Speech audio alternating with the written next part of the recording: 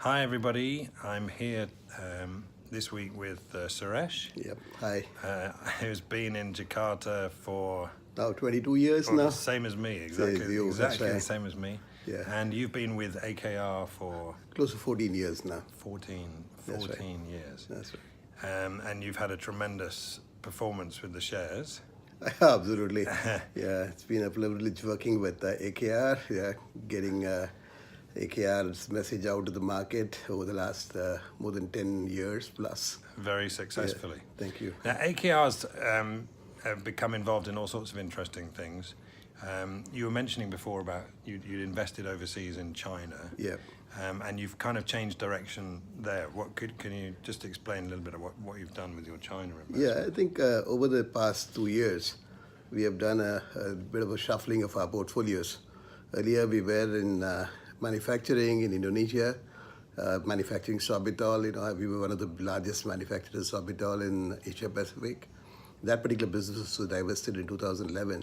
So in 2016, we started negotiation with the government of China because they wanted to relocate us and use the land for commercial development. So last year, we could strike the deal with the government and hand over the land for development into commercial purposes. Right. And we shut down our operations in China. So we realized a very good value for that particular land.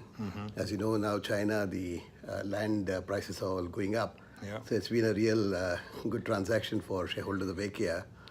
We could realize quite a good value out of that particular transaction. It should about more than $100 million in terms of the compensation that we received. Right. The second thing that we did was we also wound down our operations in the river ports because we feel that today there's a lot of opportunities in Indonesia. Right. So we would like to bring back this funds back to Indonesia. Okay. I think because of these two transactions, I think AKR has already garnered up nearly more than $300 million. Wow. In order to redeploy it in Indonesia, especially in the fields of logistics, Right. Infrastructure. We have got a joint venture now with BP. Yes. Just to go back to the infrastructure, you were mentioning before that in the last few years, you've kind of been more of a dividend player. Yeah. Or a payer. Yeah. And that's got up to quite a high percent. And then maybe now you're thinking about starting a new investment cycle. Investment cycle, yes. Right. So I think investment cycle again would be in the core business of logistics, supply chain, and again going into this project in Gresik where we are developing an integrated industrial and port estate, Right. which is a massive project of 3,000 hectares. Wow. So this project, which has been under development over the last 4 years, has already seen AKR and Palindo invest more than $400 million. Wow.